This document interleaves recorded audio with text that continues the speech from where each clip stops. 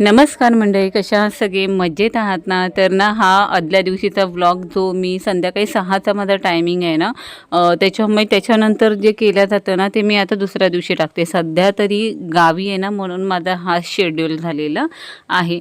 तर आज आहे सोमवार आणि संध्याकाळच्या जेवणाला केलेलं आहे गवारची भाजी आणि चपाती करायची होती. वरण भात तर झालेलं होतं आणि मुलांना ना फिरायला न्यायचं होतं मला आज.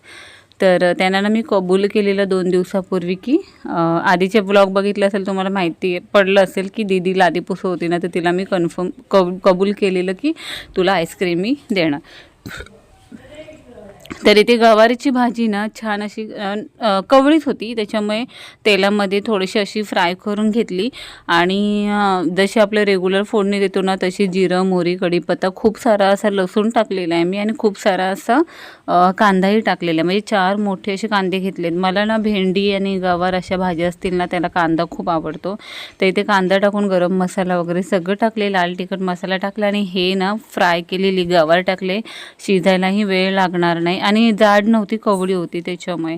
तर ह्याच्यामध्ये ना तुम्ही ओला खोबरं टाका किंवा शेंगदाण्याचं कूट टाका, खूप छान लागेल. आणि हां, भाजी ना अप्रतिम झालेली, खूप सुंदर झालेली. कदाचित गावचं पाणी आहे ना त्याच्यामुळे असेल. मी चुलीवर जेवण ह्यासाठी नाही करत कारण भांडीही काळी पडतात आणि ना आम्ही चुलीवर जेवण इथे बनवलं नाही, फक्त चुलीवर पाणी गरम करतो आंघोळीचं त्याच्यामुळे. तर संध्याकाळी गवारीची भाजी केली आणि मी मुलांना घेऊन निघाली मार्केटला. तर चालतच गेलो आम्ही. साधारण 3 किलोमीटर अंतर आहे, एवढं चालायचं. ते इथे आजी आजोबा चालू होते की लग्नानंतर एवढं वय होईपर्यंत ना प्रत्येक नवरा बायकोने अशी साथ दिली पाहिजे, म्हणजे कुठेही जाताना कुठेही राहताना. तर ते कपल्स पुढे चाललेले आणि आम्ही तिघं मागून निघालो. निघता इथे मस्त एक आंबा भेटला, मस्त. म्हणजे त्याला ना पप्पा काहीतरी नाव बोलले, मला आता आठवत नाही तो आंबा. आणि ही काजू भेटलं आणि ना एवढा आंबा आला आहे ना, हे बघा अक्षरशः ते एकदम वाया गेलेले आहेत. गटारीमध्ये ते आंबे पडलेले होते. आणि अर्णवला जो भेटला ना आंबा तो वेगळा होता आणि हा वेगळा दाखवला मी तुम्हाला.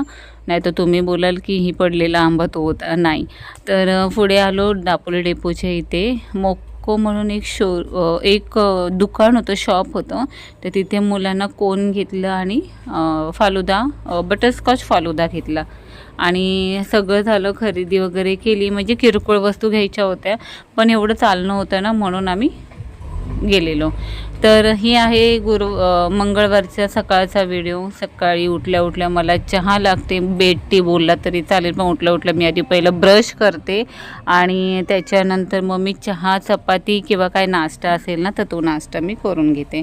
आत्यालाही चहा चपाती दिली, मीही चहा चपाती घेतली आणि आज ना मी घेतलं फरसाण खाल्लं चपातीबरोबर. आणि आई तर चहामध्ये फरसाण बुडवून खात होती. प्रत्येकाची वेगवेगळी पद्धत. आणि क्लायमेट बघा किती स्वच्छ आहे, म्हणजे काय नाही आहे. आणि ऊन आहे आणि ना आमच्याकडे चारही साईडला झाड आहे त्याच्यामुळे गरमी जास्त जाणवत नाही. तर मुलं काही झोपलेली होती, त्यांना काही 9-10 वाजता उठवतो, पण गावी आहे ना तर लवकरच जाग येते. तर इथे अर्णव आणि अन्वीची अंघोळ सकाळीच माझ्याबरोबर झालेली. अर्णवची लेट झालेली, पण अर्णव चहा प्यायला बसला ना तसं मलाही चहा हव्याचं अन्वी बोलली, त्याच्यामुळे तिलाही दिलं. आणि मागच्या वेळेस जेव्हा खेडला आम्ही आलेलो ना, आधीच्या ब्लॉगमध्ये टाकले, आम्ही खेडला गेलेलो ना आजीला बघायला, पणजी आजीला अर्णवच्या. तर तिथे कांदा घेतलेला 60 किलोचा. तर त्याच्यातला कांदा 30 किलो घरी ठेवलेला ना, तो कांदा आई आणि आत्या साफ करून घेत होते. तर इथे आमचं खोबरं आहे ना साधारण आठवडाभर छान असं ऊन दाखवून भरून ठेवलेलं आहे.